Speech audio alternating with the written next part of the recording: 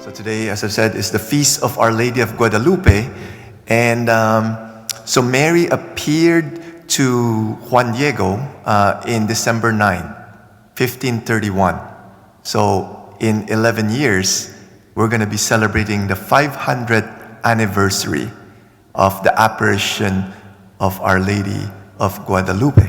Okay, so what's the context? What's the context when Mary appeared to Juan Diego? The Spanish, they just, they were in Mexico and they were trying to evangelize the people there with not much success. Okay, and the people there, they're worshiping the sun god, the moon goddess, the stars. So they're worshiping that. And what they would do also in that area in Tepeyac, which is in the outskirts of Mexico, they have those pyramids. And on top of the pyramid, they would sacrifice babies. They think that to appease, to please the gods, their gods, they need to offer up sacrifices of humans, of babies. Okay? And of course, babies, they're sinless. They're a perfect sacrifice.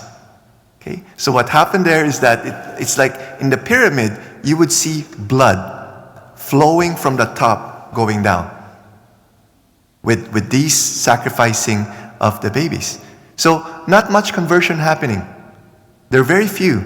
And then one of those few is this Mexican person. When he got baptized, he got the name Juan Diego.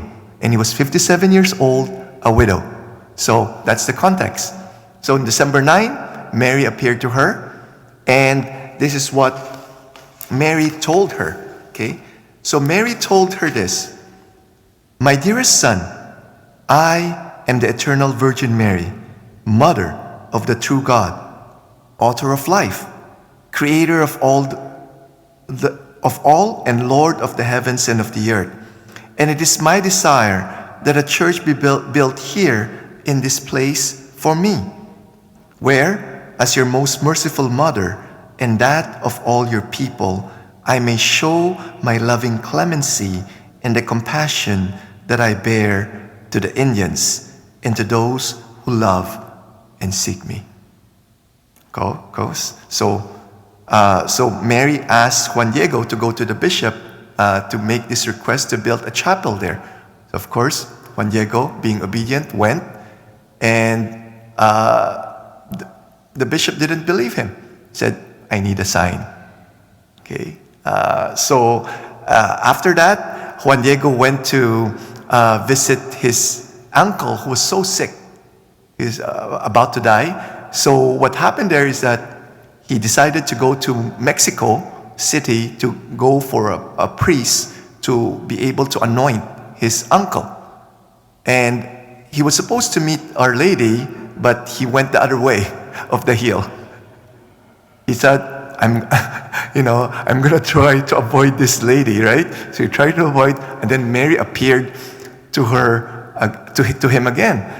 And then, so he told Mary that the bishop is asking for a sign. He said, "Okay, go." Okay, so she asked Juan Diego to go to the top of the hill, and December. So this was December.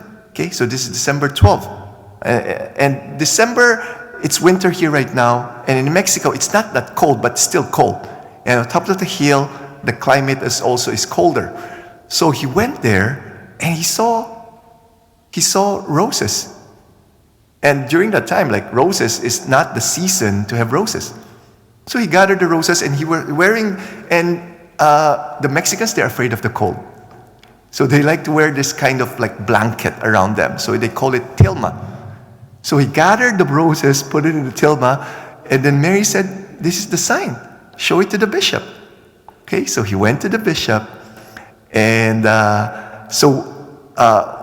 when he came before the presence of the bishop, he presented the roses, he opened the tilma, the roses fell, and then this image of Our Lady of Guadalupe was there in a tilma. What happened there? The bishop fell on his knees and started to cry because of his disbelief. Okay? And this image is miraculous because it's made of cactus fiber. And usually the cactus fiber would last only 60 to 7 years and it will disintegrate. 500 years, close to 500 years, still there, intact. And when this image was shown to the native people, they picked up the message at once. Okay? They worship the sun god, they worship the moon goddess, they worship the stars, and you see here, Mary appeared, right?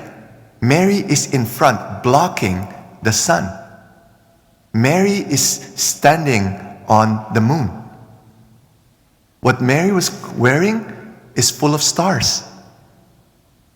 So they know this lady is more powerful than their gods. Okay? And then they saw a ribbon. It's like a black ribbon there. It's not a black belter. Mary is not a black belter of taekwondo or karate. The native people, when the native people are pregnant, they wear a black ribbon, symbolizing that they're having a child. Okay? And that, when they saw that, they realized what they were doing of sacrificing babies is abominable. So they stopped. They stopped the sacrificing of the babies. Okay? And what happened there is because of that, in a span of a very few years, 9 million native Indians converted to become Catholic. Okay? So, so after that was that, again, going back to Mary meeting with Juan Diego, right, on December 9th. And this is what, because Juan Diego was concerned about his uncle. Okay? And this is what Mary told Juan Diego. Listen, okay? And let it penetrate your heart. Do not be troubled or weighed down with grief. Do not fear any illness or vexation, anxiety or pain. Am I not here, who am your mother? Are you not under my shadow and protection? Am I not your fountain of life? Are you not in the folds of my mantle? Okay? In the crossing of my arms? Is there anything else you need? And Mary told Juan Diego that your uncle will get well. And of course, you know, after meeting with this bishop and showing this image on his tilma, he went to visit his uncle, and his uncle got healed. Okay, and he asked what was the time, and it was the very same time that Mary told him that your uncle will be well. And in fact, Our Lady appeared to the uncle and introduced herself as Our Lady of Guadalupe. So that's where we got the name Our Lady of Guadalupe. Okay? And so it's a beautiful thing, you know, and I think it's first, that's why, you know, there's so much abortion happening in America, even in this country, right? We know how many babies are being sacrificed out of the God of convenience. No? People are saying, I'm not ready to have a baby. Sacrifice. God of convenience. That's why we need to ask the intercession of Mary. Imagine there in Mexico, all the sacrificing of the baby stopped when they saw this image. So we need to pray for that. The second thing is, Juan Diego was so worried about the health of his uncle. And the message of Mary there, he says here, you know, do not fear any illness or vexation, anxiety or pain. Am I not here, who am your mother? This message is not just for Juan Diego. This message for each and every one of us who are experiencing fear right now because of this COVID-19. Okay? Who are experiencing a lot of anxiety, a lot of pain, or any illness that we have.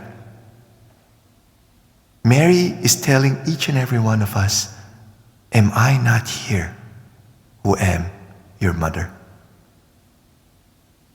So let's have recourse to Our Lady of Guadalupe. She's not just the mother of the Mexicans, she's the mother of us all. We could turn to her. And when we turn to her, it should really calm our very fears. Saint Teresa of the Child Jesus, in today's Living with Christ, she wrote this: in trial or difficulty, I have recourse to Mother Mary, whose glance alone is enough to dissipate every fear.